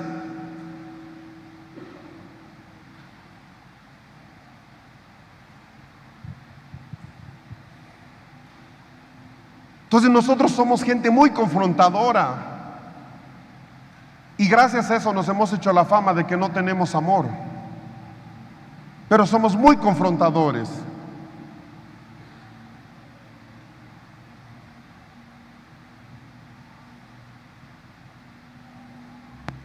No peleones, confrontadores. Me han dicho que tú has hecho esto. Me ha llegado un correo, te lo estoy reenviando. No, te quiero explicar verbalmente. No me expliques verbalmente lo que te están demandando escritamente o escrituralmente. Respóndeme en otro correo, a punto por punto lo que te están acusando. Es que quiero hablar contigo. No quiero hablar contigo, quiero que quede anotado. ¿Por qué? Porque te mandaron una nota. Responde con una nota.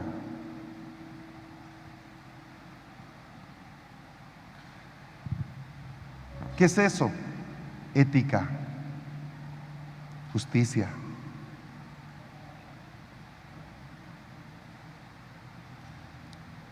¿Cómo bendice eso a la iglesia? Muchísimo.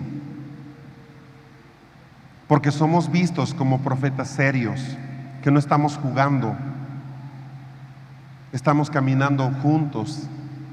Nos está costando mucho, pero sabemos que se puede lograr y Dios está comprometido con eso. La única manera en que nosotros logremos gobernar sobre los cielos, sobre la familia, sobre la naturaleza, sobre las tinieblas, es obedeciendo.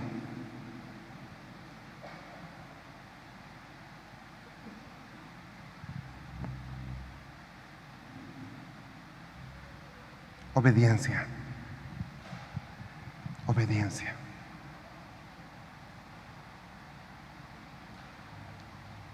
Mientras más obedezco, soy más justo. Pastor, ¿y dónde queda lo de Romanos 5, que somos justos en Cristo? Tú eres justificado en Cristo en aquello que en la vida entera tú no podrías. Hay un montón de áreas donde yo ya no puedo hacer nada.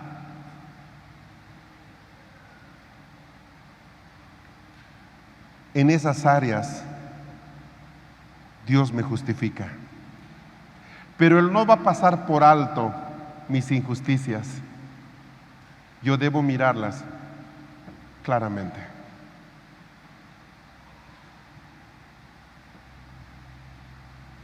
¿Entienden lo que estoy diciendo?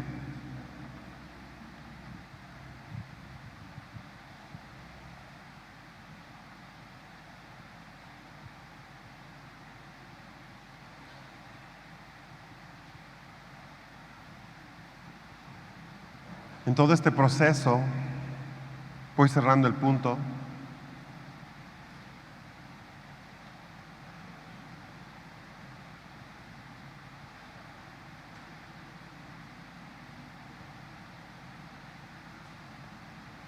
Yo me doy cuenta que de cierta forma es fácil obedecer lo que está escrito. Digo es fácil, aunque muchos no lo obedecen, pero al estar escrito debería ser más fácil.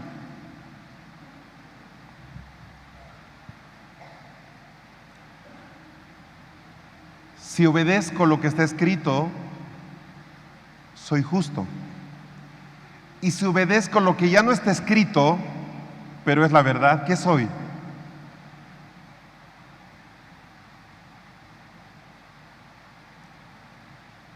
Entonces muchas veces,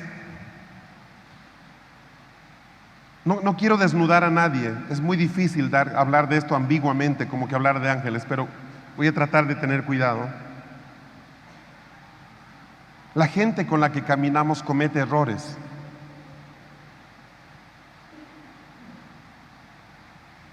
Yo siempre trato de distinguir si es un error por no haber visto bien o es una acción de injusticia. ¿Qué quiere decir? Con conocimiento. Y más de una vez algún hermano, parte de todo ese equipo, me ha llamado y me ha dicho: mira, he visto a fulano hacer esto, ¿por qué trabajas con él? Si me parece que él está haciendo mal esto. Ahora puedes entender que yo te puedo responder esto, porque no veía injusticia, veía inmadurez, veía puntos ciegos, pero no veía injusticia. Cuando veo injusticia en alguien, mi primera reacción es apartarme.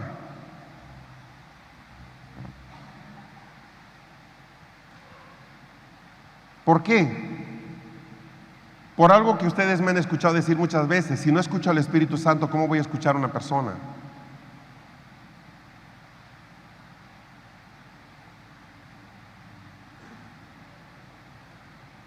Creo yo que no es... Hablábamos con mi esposa hace un rato y me decía, ¿qué es mentir? Mi esposa me dice, ¿qué es mentir? ¿Qué pasa cuando una persona miente porque está hablando de algo que no sabe? ¿Se llama eso mentira? Yo le decía, aquí tendríamos que entrar a todo un concepto de axiología y ver el valor de la verdad. Pero creo que hay que distinguir entre ignorancia y mentira. En la mentira siempre hay una intención de torcer la verdad. Hay una intención de falsear lo genuino. ¿Me está siguiendo? Entonces, en el proceso tratamos de entender cómo hacer las cosas. Y yo les puedo asegurar que de cada pastor con los que yo trabajo, cada uno de ellos tiene puntos ciegos y los veo meter la pata. Y para mí es manejable, eso se va a corregir en el camino. Pero si es injusticia,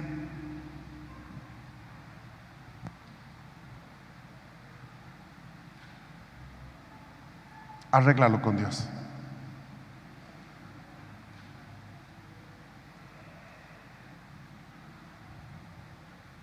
Creo personalmente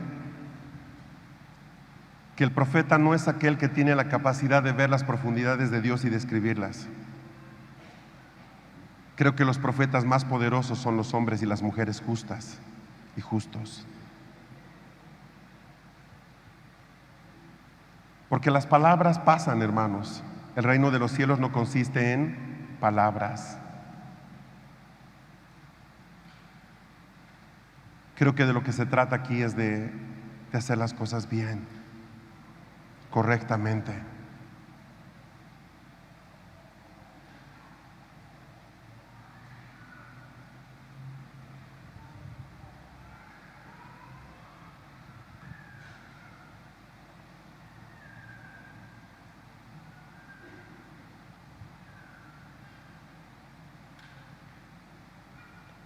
Ahora que preparábamos el viaje para Argentina, el pastor me dice, Fernando, pues queremos comprar tus pasajes, dame las fechas. Le di las fechas y le dije, amigo, considerando cómo está Argentina, no es justo que tú pagues todos mis pasajes, somos 7. Permíteme pagar a mí una parte de eso. Su respuesta fue, está difícil, pero los 7 vienen a servir. Debemos cubrirles todo.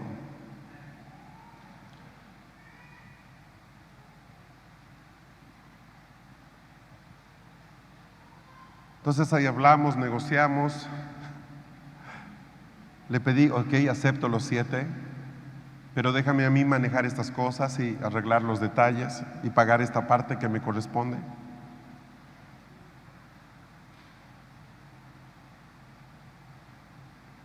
Sé que hay muchas cosas que corregir en ese ministerio como en otros, pero veo un deseo de ser justos. Y creo que es esa la autoridad que Dios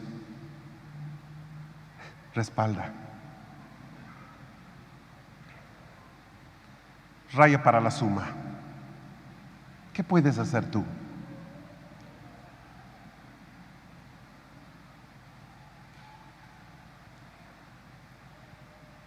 Todos podemos crecer en la justicia. La manera en que gastamos dinero tiene que ver mucho con la justicia. El espíritu con el que gastamos el dinero tiene que ver mucho con la justicia. La manera en que hablamos de otras personas. La claridad para escoger entre luz y tinieblas.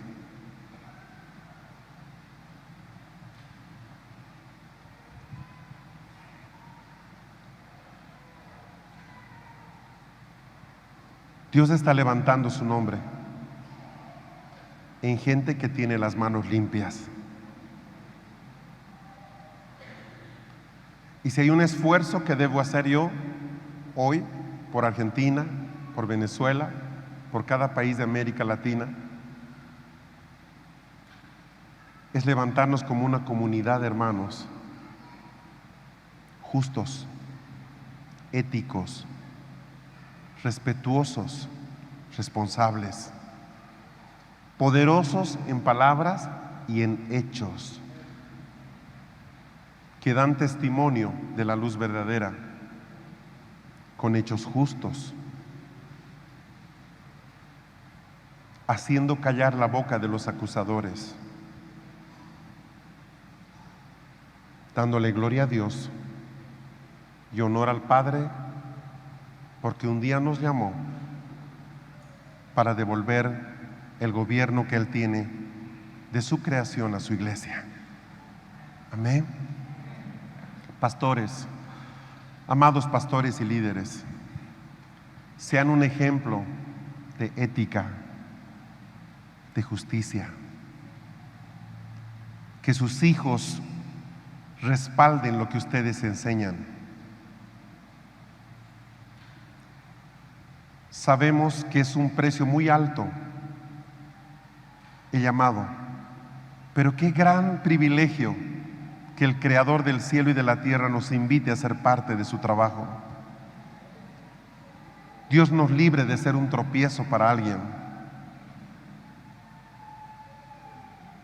Amados pastores, llevemos a la gente a donde Dios la quiere. ¿Dónde la quiere? La quiere viviendo en justicia. 1. 2. La quiere dependiendo del Espíritu Santo.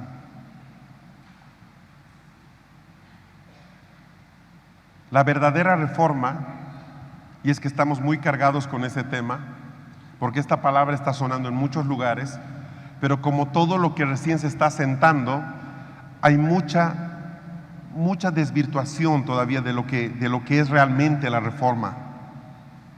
De ahí me dio una carga muy fuerte el Señor, y ahora en mayo, tenemos un entrenamiento en Colombia que se llama el Espíritu de la Reforma. Sencillamente porque reforma no es devolver la iglesia a los profetas. Reforma no es ir a reunirnos en casa porque todas las iglesias son Babilonia. Eso no es reforma. Reforma no es anular todo lo que se ha construido y pregonar solamente el reino de Dios. O sea, reforma tiene que ver esencialmente con un tema: justicia.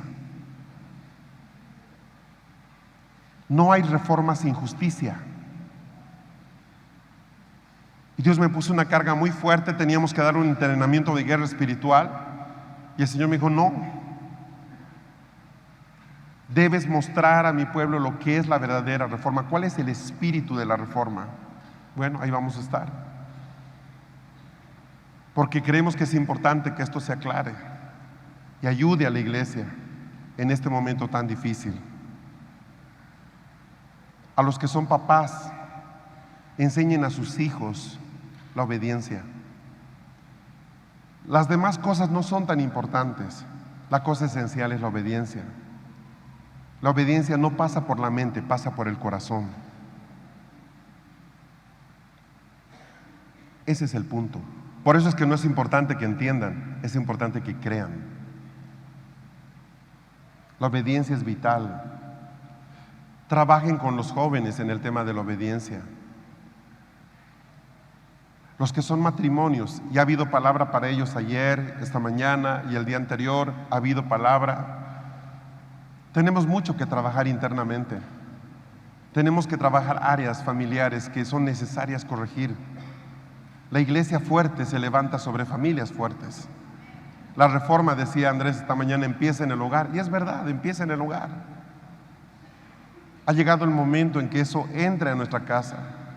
Sí, la educación en la casa nos va a ayudar, sí, también nos va a complicar un montón, porque nos va a hacer asumir un rol que hace mucho tiempo no lo hemos asumido. Nosotros hemos crecido educados por maestros. Hace un rato en el almuerzo hablaba con otro pastor y hablábamos del tema justamente de la educación. A ver, el año pasado hicimos una escuela de arte con mi hermano Jorge en Asunción, Paraguay. Esta escuela, el Señor me pidió que la organizara con él. Entonces yo fui y le dije: Jorge, quisiera tener una escuela de arte contigo.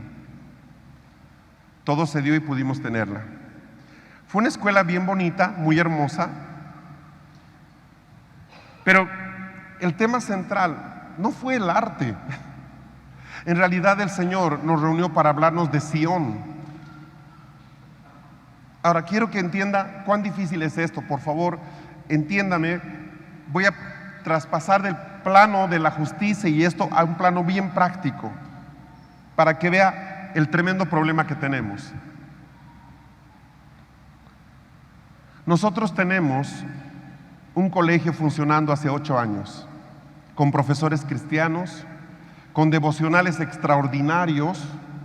Cada miércoles ellos tienen unos tiempos de adoración que muchas veces son tan intensos que se suspenden las clases y terminan los niños profetizando y adorando 2, 3, 4 horas. Ese es nuestro colegio en La Paz.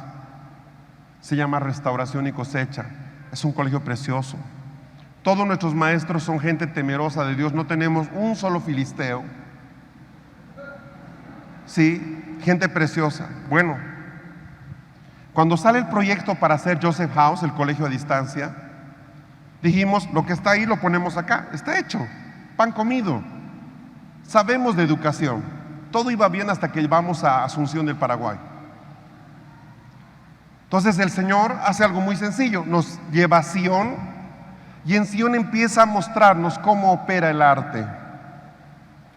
Fue tan terrible para mí, que tengo una maestría en educación, sentirme la persona más descalificada porque pude ver Sion y me tuve que tragar todos los libros de psicopedagogía que leí en mi vida. Llegué a La Paz, me reuní con todos los maestros que tenían todo el currículum hecho de Joseph House y les dije: ¿saben qué? Todo está mal. Debemos empezar de nuevo todo.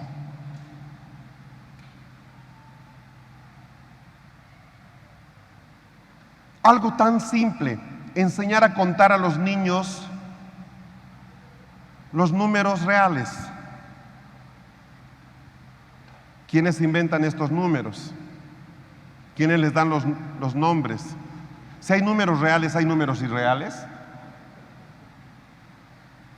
Contaremos del 1 al 100.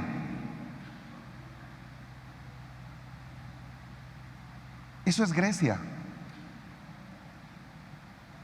La obsesión de Grecia es gobernar el tiempo. Para gobernar el tiempo le ha puesto nombre a todo, hasta el infinito lo llamó infinito. Le ha puesto nombre a los días de la semana, a los meses del año, a las estaciones, a todo lo que usted imagine le ha puesto nombre. Y le ha puesto nombre hasta a los números. ¿Me sigue, verdad? ¿Cómo enseño a contar a los niños sin el espíritu de Grecia?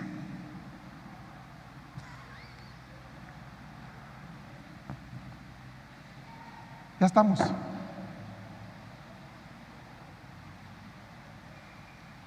Porque todo nace de esto. ¿Qué es para Dios el tiempo? ¿Existe en Dios el finito y el infinito?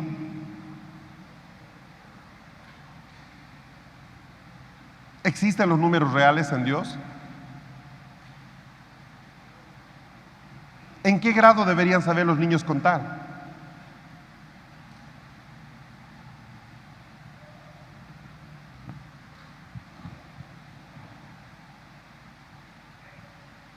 ¿Cómo llamas a la música? Si música viene de musa.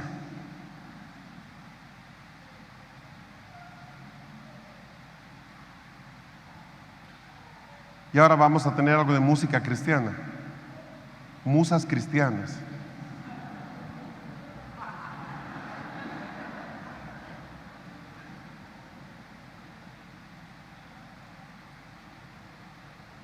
Yo le decía a Jorge, porque un judío iba a visitar su iglesia. Le dije, te puedo dar una tarea, Jorgito, pregúntale cómo le llamaban los judíos a la música.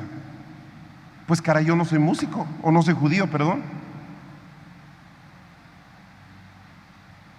¿Qué palabra usaban para referirse al tarararán, tan, tan, tararán, tan, tarararán? ¿Cómo lo llamaban?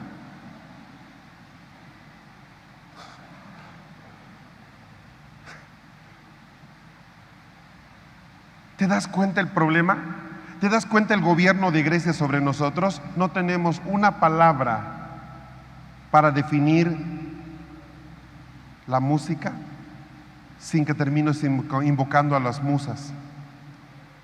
Dime si no estamos condicionados con profesores cristianos, varios de ellos profetas. Las palabras las puso Grecia.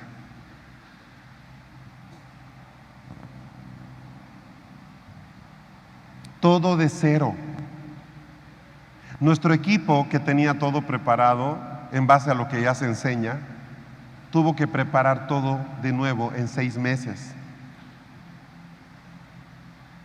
En 5 días sacamos la nueva currícula de Joseph House. No me pregunte cómo, pero no hubiera sido posible sin la escuela de arte, porque ahí fue donde Dios nos llevó a Sion y desde Sion nos mostró cómo hacerlo. ¿Cuál es el concepto barato? Yo soy pastor y quiero poner un colegio. Mi colegio va a ser cristiano. ¿Por qué? Porque voy a tener profesores cristianos, voy a enseñar Biblia. ¿Y qué pasa con las otras asignaturas? ¿No vas a hacerlas del Ministerio de Educación? ¿Sí? Entonces, ¿tú crees que un colegio es cristiano porque hay profesores cristianos y leen la Biblia? ¿Qué pasa? ¿Y que todo lo que se enseña no es griego? ¿Realmente es un colegio cristiano? ¡Qué divertido! Profesores cristianos enseñando enseñanza griega. ¡Qué súper! ¡Qué pobre es la condición de la iglesia, que tiene que prestarse de Grecia palabras para poder trabajar! Entonces ha sido un tiempo de mucho dolor, mucho parto interno, porque ¿cómo hacemos esto? Y ese es el problema que les va a esperar a los papás. Eso tenemos que resolverlo juntos. Porque hay muchas cosas que las tienen que procesar como familia. Papá, explícame la eternidad. Papá, explícame cómo era que Dios nos conocía antes de que yo esté en la pancita de mi mamá.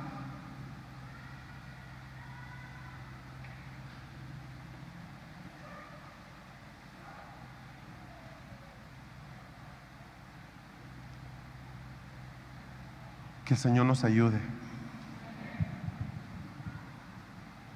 Amados,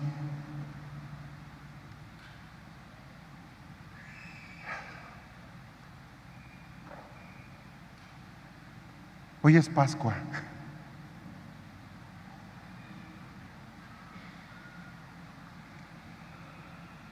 Dios nos va a dar el privilegio de celebrarla juntos. Pero es nuestra oración que sea una Pascua sin contaminación de la vieja levadura. ¿Cuál es la vieja levadura? Esos conceptos mundanos que hemos querido cristianizar.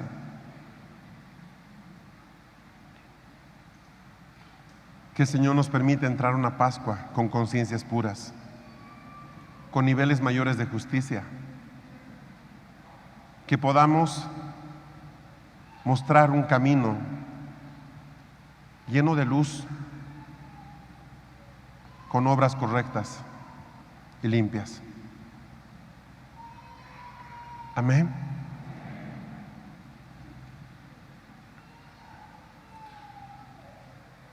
Quiero pedirle ahí donde está que pueda cerrar sus ojos un momento.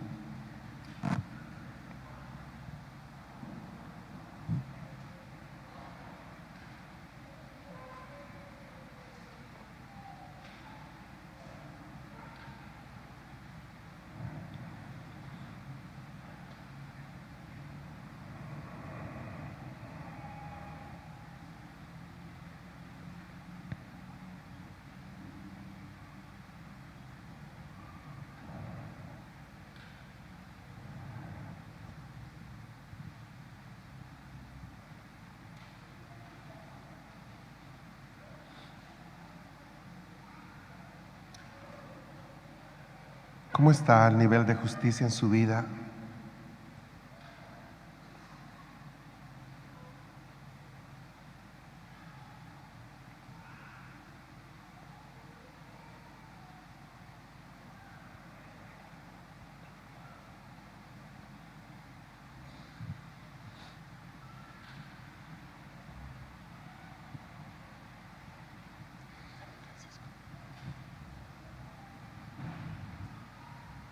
¿Ese es un trípode?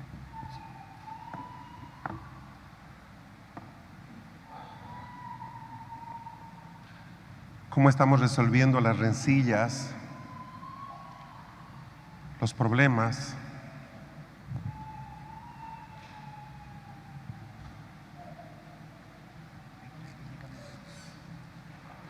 ¿Cómo estamos resolviendo las faltas de ética?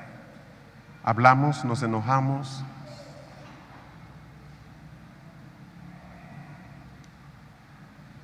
¿Qué posibilidad hay de que en los próximos años le entreguemos al Señor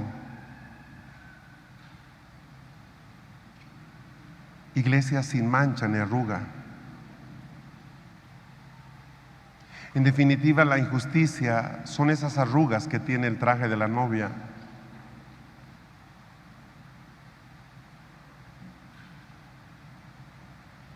No quiero ser una voz de condenación, estoy aquí con ustedes como un hermano que está sufriendo los mismos dolores de crecimiento que se están dando.